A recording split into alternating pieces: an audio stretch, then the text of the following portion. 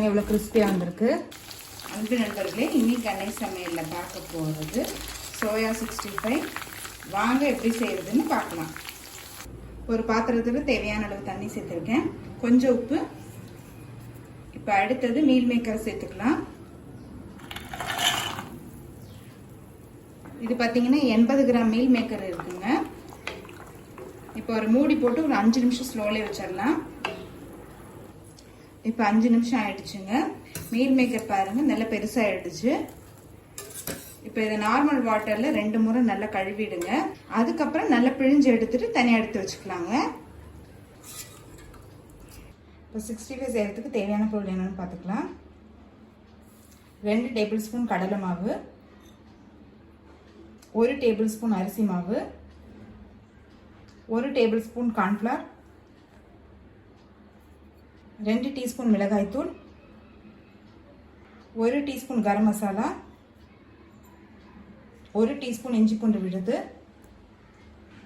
1 teaspoon எலுமிச்சை சாறு, 1 table spoon தயிர்,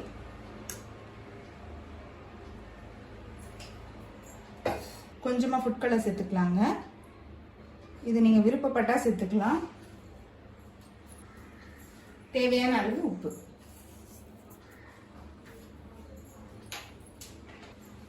இப்போ எல்லாத்தையும் நல்லா மிக்ஸ் பண்ணிக்கலாம். தேவைப்பட்டுச்சுன்னா கொஞ்சமாக தண்ணி சேர்த்துக்கோங்க.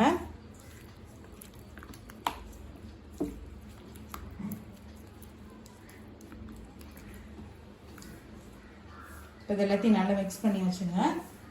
இப்போ அடுத்தது நம்ம மீல் மேக்கரை இதில் சேர்த்துக்கலாம். மீல் மேக்கரை நல்லா பிழிஞ்சிட்டு சேருங்க.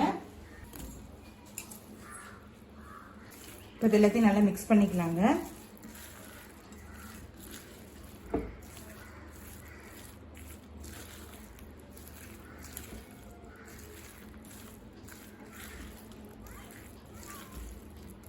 இது கூடவே கொஞ்சமாக எண்ணெய் சேர்த்துக்கலாங்க.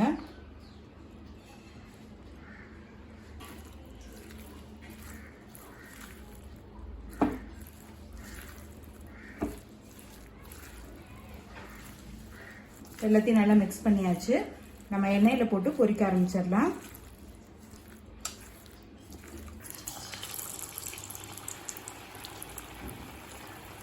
ஸ்டவ்வை மீடியம் ஃப்ளேம்ல வச்சுக்கோங்க.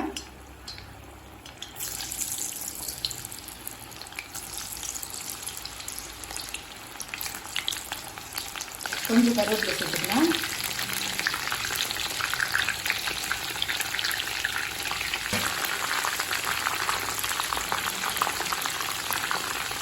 ஸ்டவ்வை மீடியம் ஃப்ளேம்லேயே வச்சுக்கோங்க. நல்லா கிறிஸ்ப் ஆகிற வரைக்கும் பொரிக்கணும்.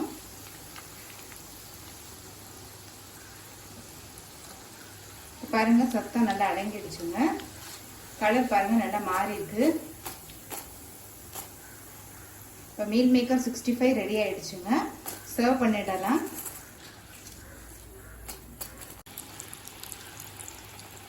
இப்போ அடுத்தது இதே மாதிரி போட்டுக்கலாம். இதை நீங்கள் ஈவினிங் ஸ்நாக்ஸாகவும் எடுத்துக்கலாம். அதே நேரத்தில் சாப்பாட்டுக்கும் நம்ம சைட் டிஷ்ஷாக கூட யூஸ் பண்ணிக்கலாங்க.